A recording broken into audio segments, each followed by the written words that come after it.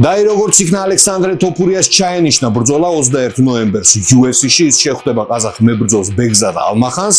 გავიცნობთ დღეს ქართველის მეტოქეს, ის ძირითადად ბრძოლებს იგებს ნოკაუტით და როგორც იძახიან, ბევრად გამოცდილია ვიდრე ალექსანდრე თოფურია. აქვე მინდა შეგახსენოთ, ვისაც არ უნახია წინა ვიდეო ილია თოფურიაზე და კონორ მაკგრეგორზე, შეგიძლიათ თვალი გადაავლოთ, ძალიან საინტერესო ვიდეოა, იმიტომ რომ კონორის ყველა ბრძოლაა ნაჩვენები როგორც ქართველის.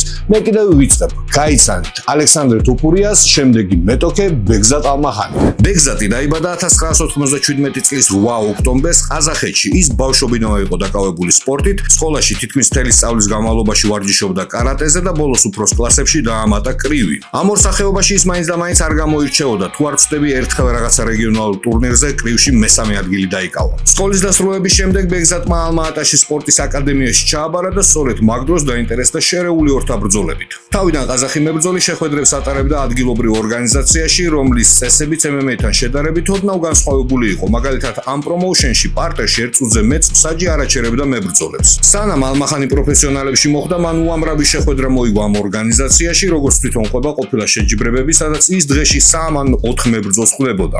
ოფიციალურად ბეგზატმა პირველი თავისი პროფესიონალური ბრძოლა 2018 წელს ჩაატარა, მან 2 რაუნდში ისეთ ემა თავისი ოპონენტი, რომ მეტოქის კუთხემ პირსახოცი გადმოაგდო. შემდეგ ის 2 წლით გაქრა და 2020 წელს ბუშიდოს ორგანიზაციის ტურნირში მიიღო მონაწილეობა, სადაც ერთ დღეში 3 ბრძოლა ჩაატარა. პირველი 2 შეხვედრა მან ტექნიკური ნოკაუტით მოიგო და აი მესამეში ის დააღწევს, ეს იყო ყაზახი მებრძოლის პირველი მარცხი.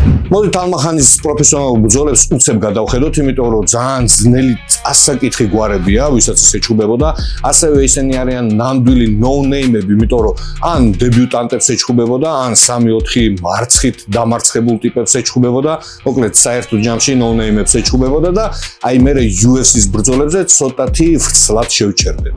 2021 წელს ოქტაგონის ორგანიზაციაში ბეგზატი ხვდება მორიგ ნოუნეიმს, რომლის რეკორდი პროფესიონალებში 1 შეხვედრა იყო. ისიც ჩვენი გადაცემის გმირთან, რის მერეც მან დაასრულა კარიერა. ნამეტანი სერიოზული მებრძოლია. ამავე წელს ბეგზატი ხვდება აზერბაიჯანელ დებიუტანტს და იგებს შეხვედრას პირველივე რაუნდის ბოლოს ნოკაუტით. აზერბაიჯანელი წააგებს თავის პირველ ჩხუბს პროფესიონალებში, მერე კიდევ ერთ წააგებს და დაასრულებს კარიერას. გამოდის ბეგზატმა კიდევ ერთ ლეგენდას მოუგო ბრძოლა. რა თქმა უნდა, სიტყვა ლეგენდა შეგიძლიათ შეცვალოთ ნებისმიერი სხვა სიტყვით. შემდეგ ყაზახი ბრაზილიას შეხვდა, რომლის რეკორდიც იმ მომენტისათვის იყო 1 ბრძოლა და ისიც წაგება. ეს შეხვედრაც ბეგზატმა ტექნიკური ნოკაუტით მოიგო და აქაც ამის მერე ბრაზილიელმა კიდევ ერთი შეხვედრა წააგო და დაასრულა კარიერა. კიდევ ერთი გაუმარჯვებელი ლეგენდა. 2022-ში ალმახანმა კიდევ ერთ გაუმარჯვებელ ბრაზილიელს მოუგო შეხვედრა ტექნიკური ნოკაუტით. ბეგზატამდე ბრაზილიას ერთი შეხვედრა ჰქონდა ჩატარებული და ისიც მარცხით დასრულდა. ხო და 2-ზე მარცხით ამ ლეგენდამაც დაასრულა კარიერა. 2023 წელს ყაზახი ხვდება კიდევ ერთ დებიუტანტს არგენტინიდან. ამ საწყალ მებრძოლს თავის ცხოვრებაში არასდროს უჩხუბია პროფესიონალებში და მსაჯების გადაწყვეტილებით პირველივე შეხვედრაში წააგო. რის მერეც ეგრევე დაასრულა კარიერა 1 მარცხით. მოკლედ თქვენს ხედავთ, რამდენ პროფესიონალს დაუნგრია ბეგზატმა კარიერა. ამავე წელს ძლივს ალმახანს ხვდება დაუმარცხებელი სპორტსმენი, ბრაზილიელი მებრძოლი მატეუს გლორია, რომელმაც კარიერაში მხოლოდ 1 ბრძოლა ჩაატარა და ისიც გადაწყვეტილებით მოიგო. მოკლედ, ყველაზე სერიოზული ოპოზიცია ბეგზატის კარიერაში. ბრაზილიელმა პირველ რაუნდში გადაუარა ყაზახს, მაგრამ ის გადარჩა და მეორე რაუნდის დასაწყისშივე ბეგზატს ჰაიკიკი გაუვარდა და ეს შეხვედრა ნოკაუტით მოიგო. ამ ბრაზილიელმაც დაასრულა კარიერა რეკორდით 1 გამარჯვება და 1 მარცხი. ბრავო ბეგზატ, კიდევ ერთი დანგრეული და გაფარჩაკებული კარიერა. კიდევ ერთი დანგრეული კარიერა და ისევ დებიუტანტი ბრაზილიელი. ალმახანმა ეს ოპონენტი მესამე რაუნდის ბოლო წამებზე დაანოკაუტა. ამ შეხვედრის მერე ბრაზილიელმა კიდევ ერთი ბრძოლა წააგო და დაასრულა კარიერა რეკორდით 2 ბრძოლა და 2-ვე მარცხი.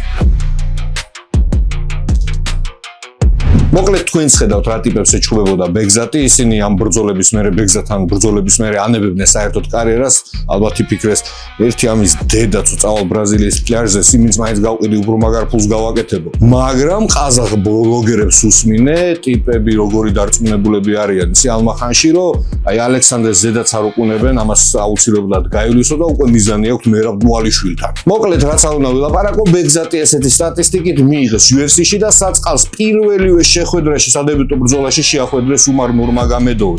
რისთვის, რატო შვილო, რატო აკეთებთ ამას?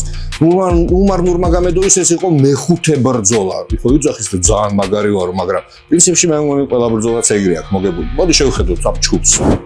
ალმახანმა ბრძოლის პირველივე წამებზე კინაღამ დაანოკაუტა უმარი, მაგრამ დაღესტნელმა გადაიყვანა ის მიწაზე და 3 რაუნდის განმავლობაში აკონტროლებდა. აი საერთოდ არაფერი განსაკუთრებული მოხდა რა ამ შეხვედრაში. სპორტსმენები 3-ვე რაუნდი მიწაზე გორაობდნენ, სადაც დაღესტნელი ზემოდან აკონტროლებდა, სულ ეს იყო ბრძოლა. ამ შეხვედრის მერე საინტერესო ის არის, რომ უმარმა თქვა ბიგზაძე, რომ ის მონსტრია და ძალიან ძლიერი მებრძოლია. დვალიშვილთან ჩხუბის მერე კი გაიძახდა, რომ მე მოვიგეო ეს შეხვედრაო. ნუ მოკლედ ბიგზაძე შეგექნათ წარმოდგენა რადონის სპორტსმენია.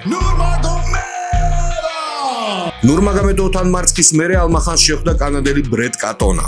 მაგ მომენტისათვის კატონას UFC-ში 5 ბრძოლა ჰქონდა ჩატარებული. 3 შეხვედრა მან გადაწყვეტილებით მოიგო და 2 გადაწყვეტილებით წააგო. ალმახანმა ის პირველივე წამებზე უძლიერესი აპერკოტით გათიშა და მგონი თავის კარიერაში ეს კანადელი მისთვის იყო ყველაზე სერიოზული ოპონენტი. The Terran Warrior! აი სულ ეს იყო ჩვენი ალმახანი, რომელიც ალექსანდრე თოფურიას შეხვდება. თოფურიას ბოლო ბრძოლიდან გამომდინარე, სადაც ნახეთ რა კარგად მუშაობს ის როგორც დგომში, ასევე პარტერში. თან ნახეთ თქვენ რომ ილია თოფურიას ბრძოლას ძალიან წააგავს. შემიძლია ვივარაუდო რომ ალმახანი პირველ-მეორე რაუნდს ვერ გასდება. ნუ ყოველ შემთხვევაში მე ვფიქრობ ასე და ვაი და საოცრება მოხდა და დგომში თუ რაღაცნაირად აჯობა, რაც გამორიცხულია. ალექსანდრე თოფურიას ხელში კოზირი უჭირავს თავისი გრეპლინგით და რესლინგით, ასე რომ არანაირი შანსი არ აქვს ამ საწყალ ყაზახს. ასე რომ კი, ალექსანდრე თოფურია მეორე რაუნდამდე ის მას დააფინიშებს და ქართველებს კიდევ წინასწარ გილოცავთ ამ გამარჯვებას. ალექსანდრე თოფურიას კიდევ უსურებ წარმატებას. მე კიდევ ამით გემშვიდობებით.